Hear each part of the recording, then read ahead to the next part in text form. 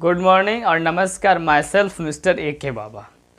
हम आज आपको बताने वाले हैं कि अगर बिहार बोर्ड में इंग्लिश में आपको ऑब्जेक्टिव टेंस में प्रॉब्लम हो तो किस तरीके से एग्ज़ाम को क्रैक करिएगा, उसका रूल क्या है, कैसे हम ऑब्जेक्टिव को कम टाइम में उसको क्या कर पाएंगे, टिक आउट कर पाएंगे। ठीक है, तो उसको रूल जानने से पहले आप सबको मैं कुछ यहाँ पे बता रहा हूँ टेंस के बारे में। सबसे पहले उन रूल को आराम आराम से देखना है, कोई अकबकाहट के साथ नहीं, कोई परेशानी के साथ नहीं, आराम से देखना है।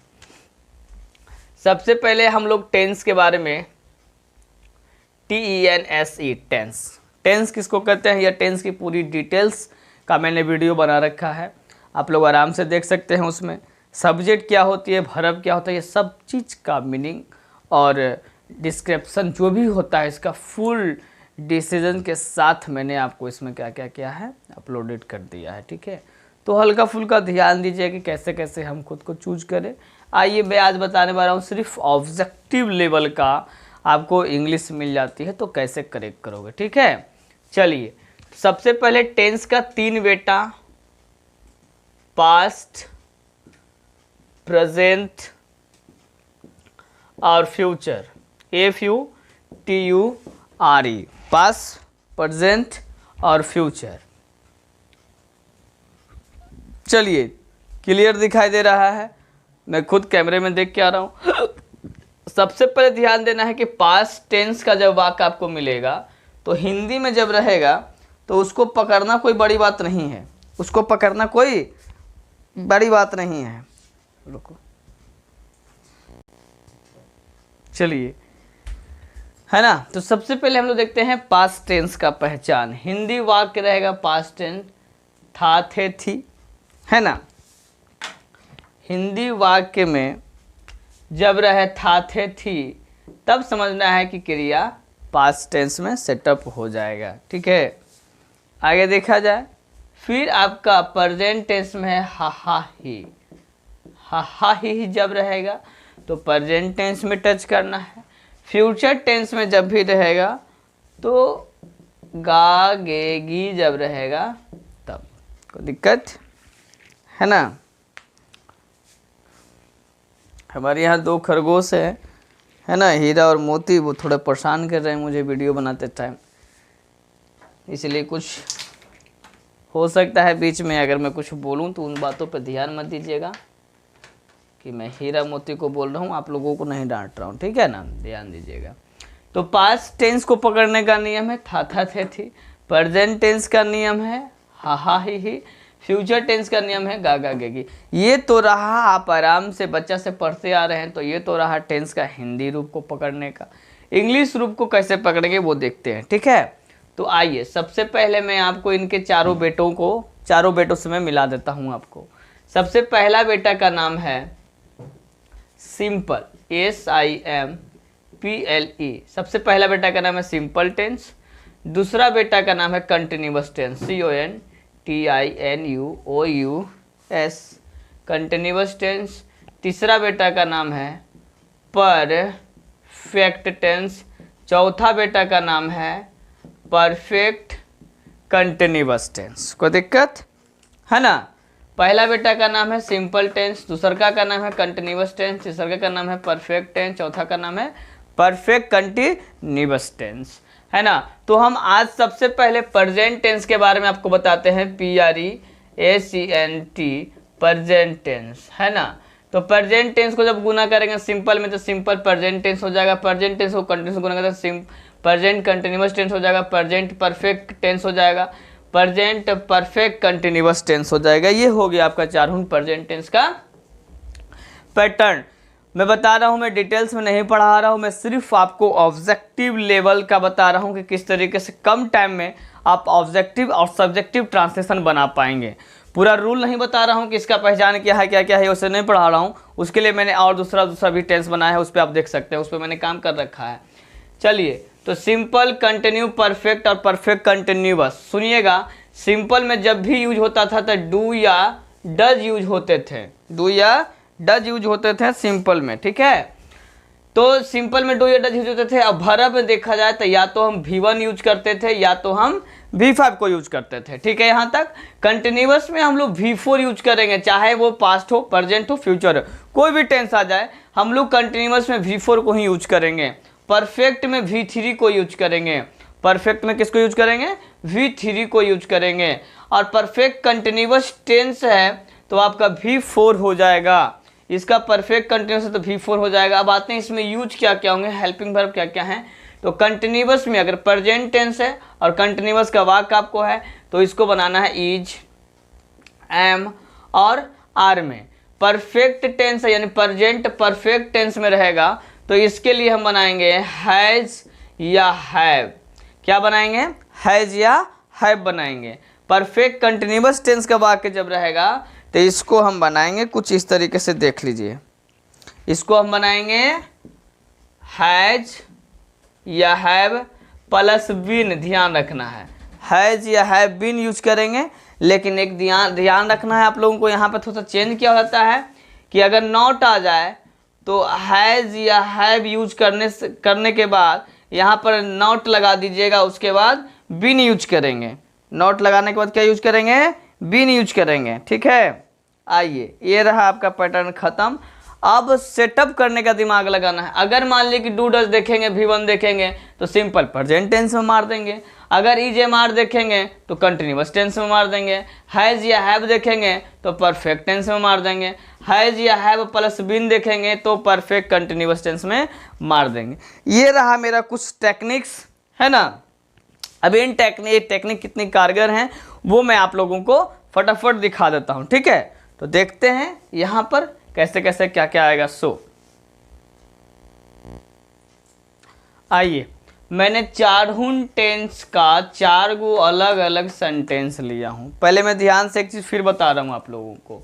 सिंपल प्रेजेंट टेंस का जो पहचान रहेगा वो ताता तिथि पर रुकेगा। ध्यान रखेंगे, हा ही पर तो प्रेजेंट टेंस में ध्यान रखेगा, लेकिन सिंपल में ताता तिथि पर ध्यान रखें। लेकिन प्रेजेंट के लिए और कंटिन्यू के लिए रहा रही ध्यान रखना है, रहा या रही। और परफेक्ट का चुका चुकी, चुका चुकी है कि नहीं, मैंने ये काम कर चुका हूँ, वो का ये काम को कर चुका है। और परफेक्ट कंटिन्यूअस टेंस में चुका रहा या हम रहेंगे चुका रहा या चुकी रही। इस तरीके से हम लोग इस सेंटेंस को सेटअप करते हैं। कोई दिक्कत? तो सबसे पहले आपको यहाँ पर ध्यान देने होंगे कि रोजी अंग्रेजी पढ़ती रही है। अब इसमें आप खुद बताइए कि रोजी अंग्रेजी पढ़ती रही है में कौन सा यह टेंस है। आराम आराम से समझना है। पहले देखो, रोजी जो है, रोजी एक नाम है, अंग्रेजी एक सब्जेक्ट या यूँ कहें विषय या यूँ कहें लैंग्वेज का एक नाम है, पढ़ती क्रिया है, रही है। अब यहाँ पे ध्यान देना है कि रही है कहाँ पर लगा हुआ है, तो बताइए रही है कहाँ है। तब पढ़ती रही है ना, पढ़ती रही है मतलब लगातार पढ़ चुका रही है, यानी अभी वो काम कर रही है, लगातार कर रही है। तो ये देखिएगा कौन सा टेंस है, बताओ। पहले खुद सोचना है, आराम से, पहले आराम से सोच के बताना है कि रोजी अंग्रेजी पढ़ती रही है में कौन सा ये टेंस का वाक्य है। तो यह वाक्य है चौथा, प्रेजेंट परफेक्ट कंटिन्यूअस टेंस में। देखिए अंग्रेजी कन्फर्म बताया जा रहा है कि अंग्रेजी पढ़ती रही है कि नहीं। तो इस तरीके से तो इसका सेंटेंस का दिमाग लगाना है, हैज या हैव बीन बन जाएगा, यस या नो। तब देखते हैं इसको कैसे बनेगा।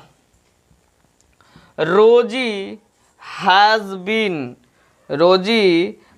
बीन रीडिंग, V4 यूज करेंगे, रीडिंग इंग्लिश हो जाएगा आपका। Rosie has been reading English, has और बीन यूज करके V4 यूज करेंगे। देखिएगा हेल्पिंग वर्ब V4 और यहाँ पे हैज या हैव बीन यूज करने के लिए बोल ही दिया गया था। ठीक है, कहता है मैं दूध पी चुका हूँ कौन सा टेंस है? V3 है ना, इसमें यूज होगा। मैं दूध क्या कर चुका हूँ? पी चुका हूँ, परफेक्ट यानी प्रेजेंट परफेक्ट टेंस का वाक्य है, जिसको हम इस तरीके से बनाएंगे आई। अब यहाँ पे देखना है कि हैज या हैव यूज करेंगे, तो बताइए आई के साथ क्या यूज करेंगे, हैज या have?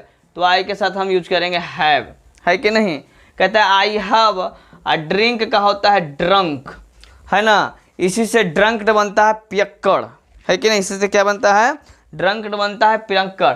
I have a drunk milk, यहाँ पर ए मिल्क कभी भी नहीं लिखेगा क्योंकि मिल्क जो है वो अनकाउंटेबल नाउन है और ए का मतलब होता है एक, ए का क्या होता है एक। कोई दिक्कत, ठीक है, सब साफ साफ है ना।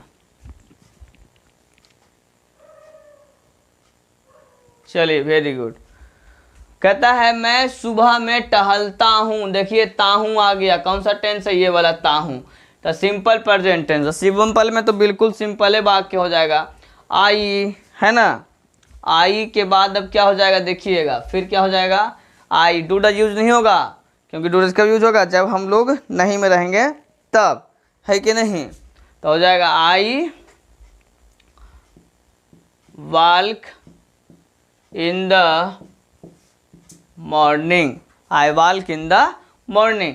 दीपक और राहुल कल आ रहे हैं, दीपक और राहुल कल आ रहे हैं, देखिए तो रहा है ना जी, तो प्रेजेंट कंटिन्यूअस, कल आ रहे हैं, कंटिन्यू, है कि नहीं। कौन सा टेंस हो जाएगा, कंटिन्यू हो जाएगा।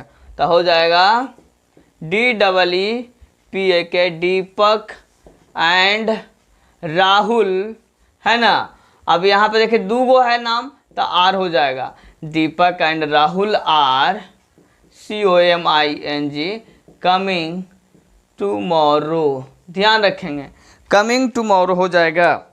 अब यहाँ पर मेरे हिसाब से ऑब्जेक्टिव का रूल के हिसाब से मुझे लगता है कि मैंने आपको सिखाया है, ठीक है ना। अब इसमें से आपको ये खोजना होगा कि कौन सा टेंस, ये तो हिंदी वाक्य का रह गया कि हिंदी वाक्य तो खैर ट्रांसलेट करना कोई बड़ी बात नहीं है, लेकिन मैं आपको कुछ अब होमवर्क देने जा रहा हूँ और उस होमवर्क में आपको ये छांटना होगा कि कौन सा टेंस है, सिंपल प्रेजेंट टेंस है, प्रेजेंट कंटिन्यूअस टेंस है, या परफेक्ट कंटिन्यूअस टेंस है, या परफेक्ट कंटिन्यूअस टेंस है, ये प्रेजेंट परफेक्ट कंटिन्यूअस टेंस है, ये आपको चुनने होंगे। तो मैं आपको कुछ होमवर्क दे रहा हूँ, फटाफट कॉपी में लिखना शुरू कीजिए, ठीक है। आइए अब यहाँ पे मैंने लिखा है टेंस को छांटें। करना क्या है, इसमें आपको टेंस को अलग करना है, यानी ये वाला लिखा हुआ है Rani has been reading for 2 hours, ये कौन सा नाउन है। ऑब्जेक्टिव इसी तरीके से आपसे पूछा जाएगा, ठीक है। 4 ऑप्शंस होंगे और आपको दिया जाएगा Rani has been reading for 2 hours, choose the correct option. Option A में रहेगा perfect continuous tense, present perfect continuous tense.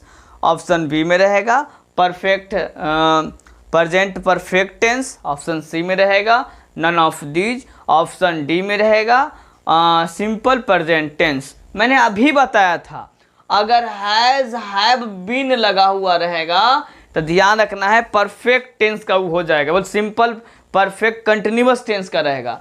अगर हैज बीन लगा हुआ है तो, और प्लस में V4 लगा हुआ है तो कोई दिक्कत, तो ये हो जाएगा प्रेजेंट परफेक्ट कंटिन्यूअस टेंस का वाक्य कंप्लीट। इसी तरीके से आपको लिख के फटाफट लाने हैं। मैंने एक तो खुद बना दिया, बाकी सबको खुद आपको बनाने हैं। पहला में लिखा हुआ था Rani has been reading for 2 hours, Rosy has been reading English. तीसरा में लिखा हुआ have I deceived you. Deceived का मतलब होता है धोखा, डिसीव्ड माने होता है धोखा, धोखा समझते होंगे आप लोग।